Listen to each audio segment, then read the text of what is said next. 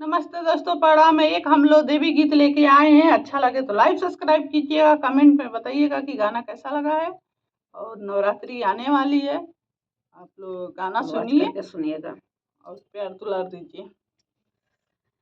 बगवा चलेला देवी संगवा गजब निकला गे हे मैया। बगवा चलेला देवी संगवा गजब निकला गे हे मैया। गजब निकला गे हे मैया। गजब निकला गे हे मैया। बगवा चलेला देवी संगवा गजब निकला गे हे मैया। बगवा चलेला देवी संगवा गजब निकला गे हे मैया। शेर पर सवार मैया मलिया घरे गईली। शेर पर सवार मैया मलिया घरे गईली। मलिया पहनावेला गजरवा गजब निकला गे हे मैया। मलिया पहनावेला गजरवा गजब निकला गे हे मैया। बगवा चलेला देवी संगवा गजब निकला गे हे मैया। बगवा चलेला देवी संगवा गजब निकला गे हे मैया।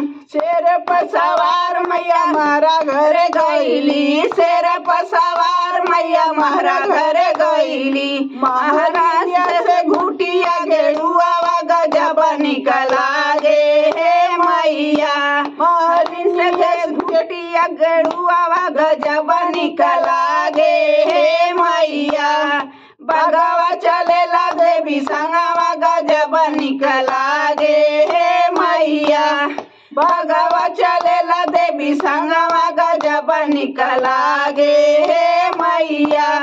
शेर पर सवार मैया सोनरा घरे गईली। शेर पर सवार मैया सोनरा घरे गईली।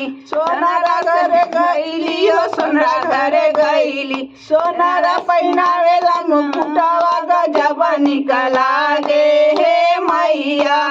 सोनारा पहनावेला मुकुटवा गजब निकला गे हे मैया। सोनारा पहनावेला मुकुटवा गजब निकला गे हे मैया। सोनारा पहनावेला मुकुटवा गजब निकला गे हे मैया। बगवा चलेला देवी संगवा गजब निकला गे हे मैया।